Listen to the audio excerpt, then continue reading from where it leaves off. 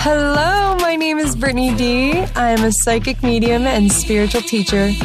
My divine purpose is to assist in the expansion of the collective consciousness and to help you become more connected with the divine. This is a space to remember all that you truly are and ignite the possibilities of your highest potential.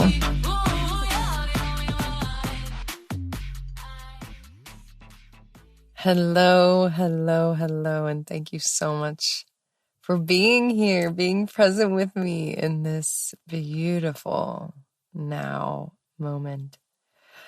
I am loving this series, guys. I'm loving this series. So this Healing Your Shit episode was birthed from an episode called Facing Your Shit that I kind of just hopped behind the mic and started blabbling because I was really deep in my shit. I was really facing my shit and I needed to share, and I knew that it would help other people for me to just share my raw truth. And I got so much response from that episode that I decided to create a series. And so if you want to check out the other episodes, it is Seeing Your Shit, Facing Your Shit, and then this is Healing Your Shit. So this is part 3. And I'm just glad the way that this has all unfolded. It's been a beautiful journey to share with you guys. So let's talk about healing your shit, dude. It's so important. The healing process. Isn't this like all we're fucking doing here on earth? Is it just me or is this all we're doing? I'm just kidding. We have fun too. We have a great time. But man, there's these waves of just healing shit. Something serious sometimes. Sometimes it's small. Sometimes it's big. But this episode is going to give you the steps. So Seeing Your Shit had three tips in it, and this Healing Your Shit has 3 steps to heal your shit. So I just want to start with saying that when you see your shit, right, and you're starting to see it, and then you're in it, you're like, oh fuck, and you're facing it, and you're like, yeah, this is definitely my shit. Like you're like starting to see it, and then you're like in it, and you're like, ah, oh, fuck, I'm balls deep in my own shit right now. And so when you're there, once you've seen it, and once you're in it, you have to decide the point when you come back into your power. You have to decide the point when you begin to heal. So you see it, and then you face it, and you're in it, and you're feeling it. And then you have to decide the point, which there's no rush, but you have to decide the point when you are going to step into your power and heal your wounds and heal your pain and heal your trauma. Only you get to decide that point. And so part of that is accepting that I'm going to be injured for a minute, like I'm going to be hurt for a minute, and not allowing that to snowball effect into other patterns that are poor eating patterns, or getting into drinking or doing drugs or eating fast food or whatever it may be. And then that causes other problems in your body or in your liver. It's at minimum, healing is taking care of yourself and not allowing this thing to snowball into more things. That's first and foremost. If you can at least do that, then you're doing pretty good. So whenever you decide to step into your power, not just keep yourself away from the snowball effect, whenever you decide to really step into your power, it's moving away from thinking about the hit that you took, right? So it's like that victim mentality, feeling like, oh, I just took this huge hit. Like, guys, I've really been in it. I'm not going to lie. I'm pretty good with the victim mentality, but I have been in it with this one because it's a body injury. And I'm like, fuck. there's this, it's multi-layered. I'm not going to go into it, but it's multi-layered. And this victimhood has crept up. And so you have to move away from thinking about the hit that you took and putting your energy and your focus on that, and move your energy and your focus to thinking about the beauty of rebuilding yourself and really coming into deeper alignment with who you truly are more deeply than you could have before learning this.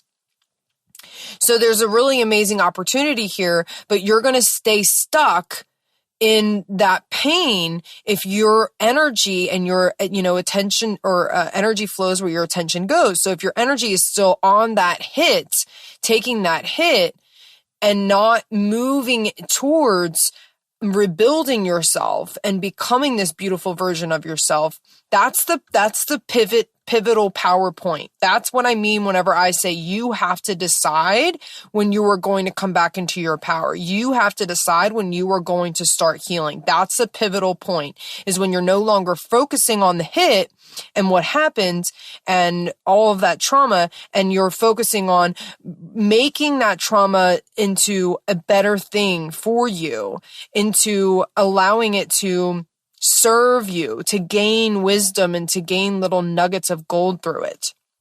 So and ultimately, here's the thing, guys, is that seeing your blind spots, that's what's happening, is whenever that trauma is being presented, it's a blind spot that you had. It's something that you weren't able to see before. And seeing your blind spots, that's what brings you to the next level. So this really and truly is a gift.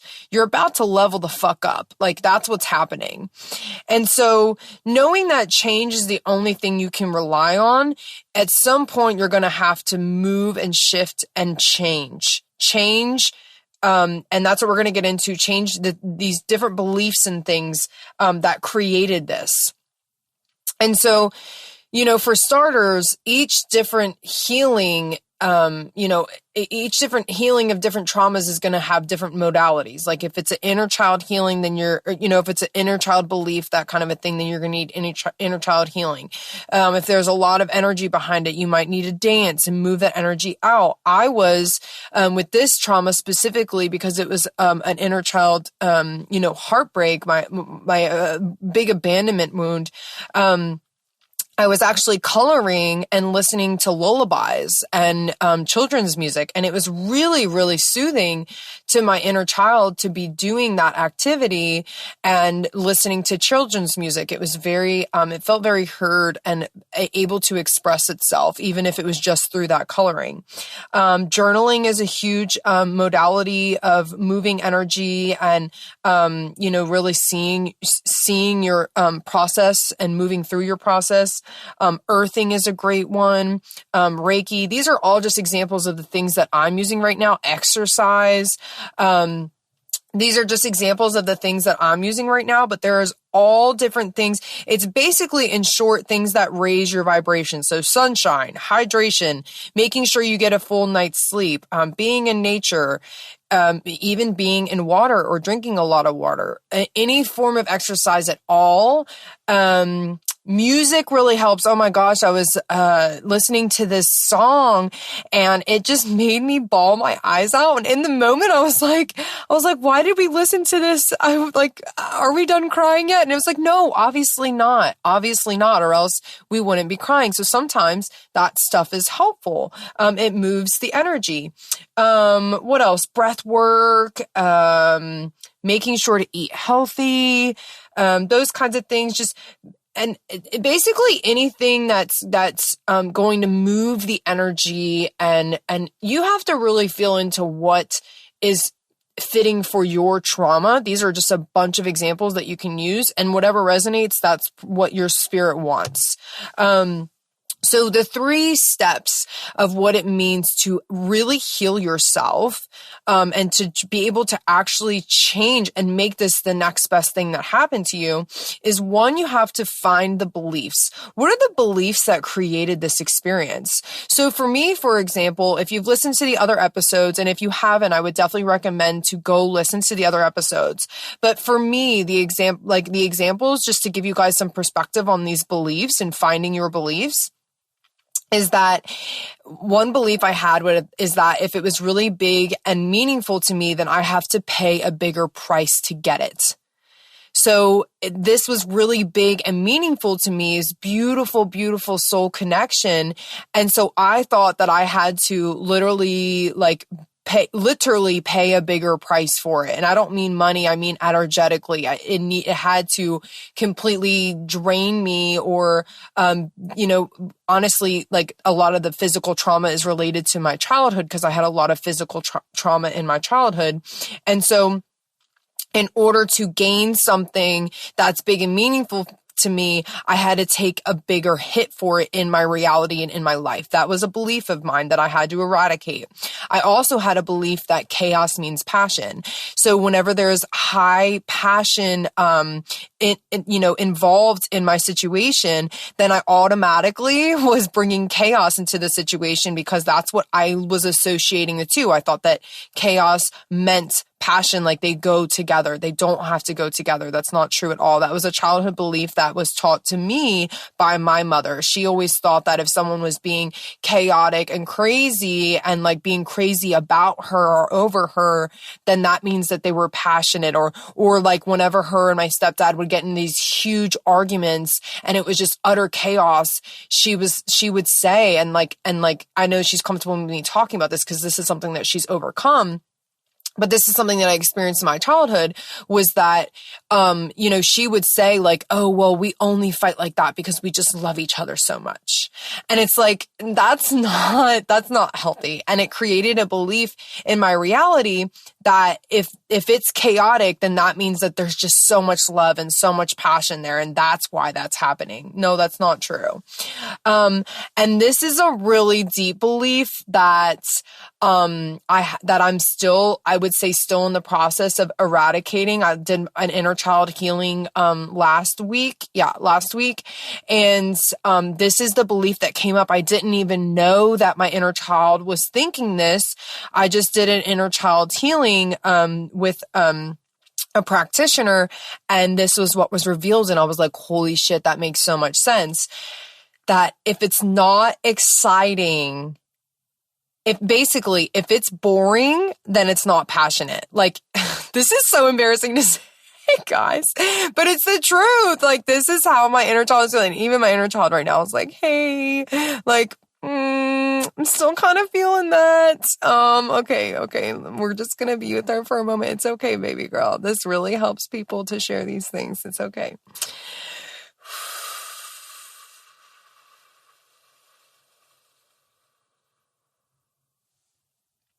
She has had a belief that if it's boring, if everything runs smoothly and it's like really a really healthy like dynamic and relationship, then like it's not like passionate. Then it's not like there's nothing there. Like if it's boring, then it's not like it links to that belief I was talking about earlier, that chaos means passion. Like they're really, closely linked. But my inner child literally used the word boring. Like she was like, but she, like one of the responses to the questions is she was like, but that would be boring. And like healthy is not boring. Healthy is actually really enjoyable and fulfilling, way more fulfilling than chaos and just total draining energy. And so that is a belief that we're currently working through right now. And I think even just speaking this out into existence and sharing this with people is really going to be helpful. Even though she's a little scared right now and feels a little bit vulnerable, I think it's going to be really helpful to know that sharing this is going to help other people with recognizing their beliefs, because maybe you have a similar belief as well. So part 2 is finding what you want to take forward. This is the purification process. So what did you like? What felt good? What are you defining out of this? Like, what are you gaining out of this? Are you like, for example, for me, I found so many qualities in this human being. Like, I kid you not, like, I would say like everything that I wanted in a human being. I think this is so challenging for me. Like everything that I want in a human being, now I actually have that entire list, and like, it's so real. Like, I'm like, no, that definitely exists. Like it definitely, I experienced it. I know that shit exists. Now we can be, it can be a hairline fracture off. That happens. But, the entire list of qualities that I want in a partner, in a human being that I want around me on a regular basis.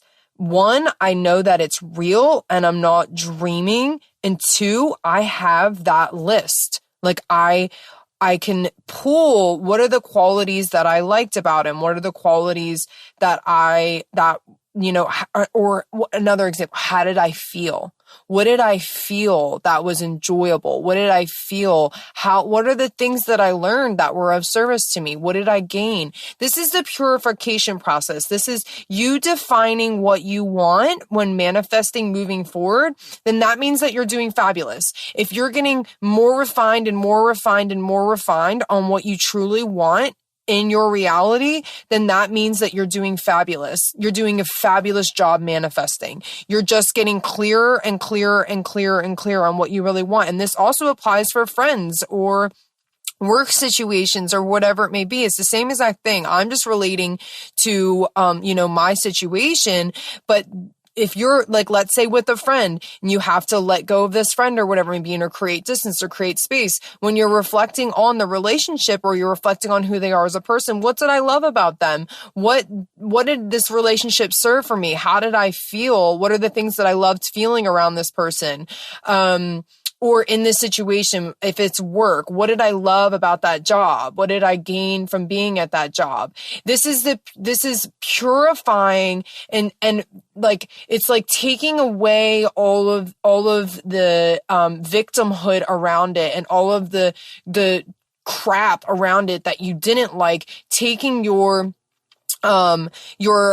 focus away from that and onto all the things that were so wonderful about it and the things that you loved about it and the things that you gained from it and all of the service that it brought to you in your reality. Okay, so this is really challenging. Whenever this part can be really challenging because people feel like, and I know because I've been there, people feel like they're starting from scratch whenever they're purifying. You are not starting from scratch. You are still exactly where you were before you either met this person or before you had this job or before you were in this situation. You're still at that same place, but now you have a more clear understanding. So it's about switching your mentality to, I have gained so much. Look at all this that I have gained from this.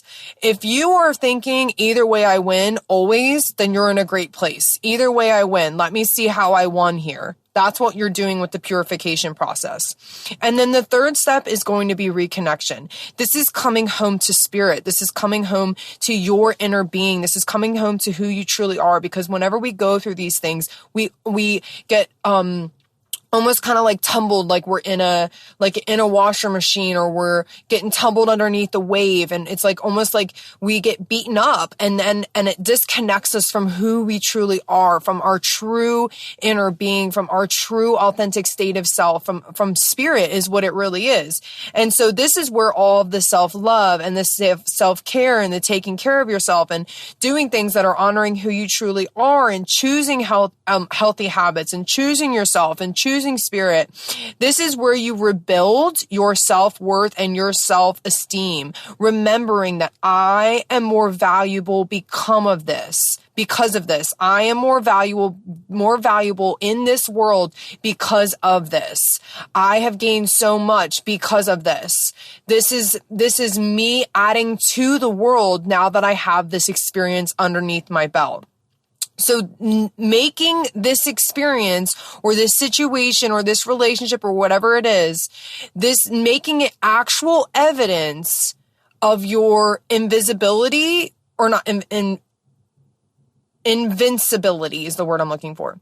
Making it actual evidence of your invincibility and a reason why you are more valuable in this world. Knowing that I'm stronger because of this and I bring more value into the world now because I have all of this information. I gained so much. I can give, whether that just be with your friends and your family, or whether it be like I'm doing right now on a podcast, regardless of how you are giving to the world, or even if it's just through your thought forms, even if it's just the consciousness that you're uploading into the collective cloud is more wiser, it's more developed now, it's more well-seasoned, it's more valuable. It brings more to this world whenever you have more experience underneath your belt, whenever you're stronger and you're more resilient.